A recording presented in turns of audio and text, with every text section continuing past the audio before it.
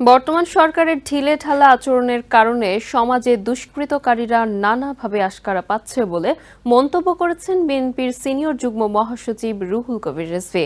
শুক্রবার রাজধানীর নয়াপল্টনে দলের কেন্দ্রীয় কার্যালয়ে আয়োজিত এক সংবাদ সম্মেলনে তিনি বলেন, মানুষের প্রত্যাশা ছিল তৃণমূলে অতি দ্রুত আইনের শাসন কার্যকর হবে।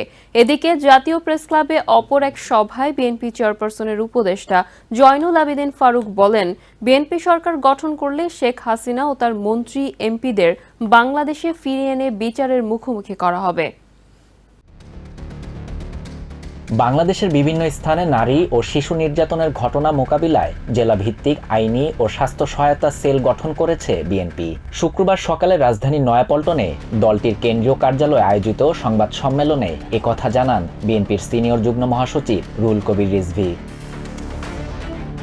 বিগত ১৫ বছরে আওয়ামী লীগ শাসনামলে বিচারহীনতার সংস্কৃতির কারণে দেশে এখনও ধর্ষণের মতো অপরাধ ঘটছে উল্লেখ করে তিনি বলেন, প্রশাসনের গাফলতির কারণে নারী নির্যাতন সহ বিভিন্ন অপরাধের সাথে জড়িতরা পার পেয়ে যাচ্ছে। একই দিন বাংলাদেশের বিরুদ্ধে ভারতীয় অপতৎপরতা ও অপপ্রচার বন্ধের দাবিতে রাজধানীর প্রেস ক্লাবে প্রতিবাদ সভার আয়োজন করে বাংলাদেশ জাতীয় অধিকার আন্দোলন। এতে প্রধান অতিথির বক্তব্যে অন্তর্বর্তী সরকারের প্রতি দ্রুত নির্বাচন দেওয়ার আহ্বান জানিয়ে বিএনপি চেয়ারপারসনের উপদেষ্টা জয়নুল আবেদিন ফারুক বলেন, শেখ হাসিনা ও তার মন্ত্রী এমপিরা যেখানে পালিয়ে থাকুক না কেন, বিএনপি সরকার গঠন করলে তাদের বাংলাদেশে ফেরত এনে বিচার করা হবে। যে ঐক্যের মাধ্যমে দেশে সুষ্ঠু নির্বাচন অনুষ্ঠিত হওয়া সম্ভব, সে ঐক্যের ধারাবাহিকতা বজায় রাখার আহ্বান জানান বিএনপি নেতারা। শাহরিয়ার শাফাত, TVN 24 নিউজ ডেস্ক।